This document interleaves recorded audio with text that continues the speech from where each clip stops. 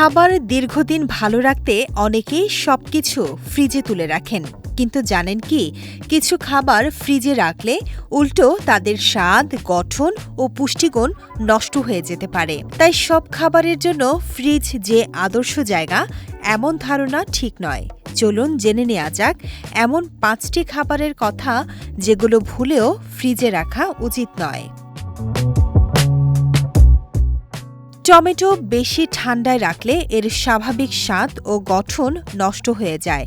ঘরের তাপমাত্রায় রাখলে টমেটো বেশি সুস্বাদু থাকে, তবে সরাসরি রোদে নয়, শীতল ও শুকনো স্থানে সংরক্ষণ করুন।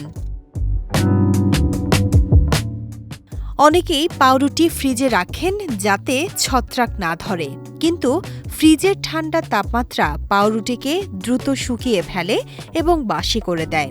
তাই বায়ুরোধী পাত্রে রেখে স্বাভাবিক তাপমাত্রায় সংরক্ষণ করাই ভালো। অলিভ অয়েল ফ্রিজে রাখলে তা ঘন বা জমাট বেঁধে যেতে পারে, আবার অতিরিক্ত আলো ও তাপও এর গুণগত মান নষ্ট করে। তাই বোতলটি ঠান্ডা, অন্ধকার ও শুষ্ক স্থানে রাখুন। কফি খুব সহজেই আশপাশের গন্ধ ও আর্দ্রতা শোষণ করে নেয়।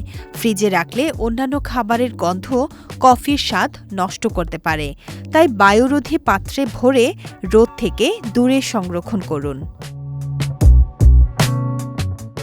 মধু প্রাকৃতিকভাবেই দীর্ঘদিন ভালো থাকে, কিন্তু ফ্রিজে রাখলে এটি শক্ত বা দানাদার হয়ে যেতে পারে। মধুর বোতল ভালোভাবে বন্ধ করে রান্নাঘরের তাকেই রাখা যথেষ্ট। খাবার সংরক্ষণের ক্ষেত্রে শুধু কি রাখছেন তা নয়, কোথায় রাখছেন সেটাও গুরুত্বপূর্ণ।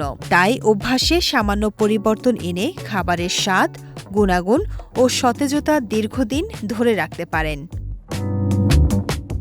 বিজয় টিভি নিউজ ডেস্ক।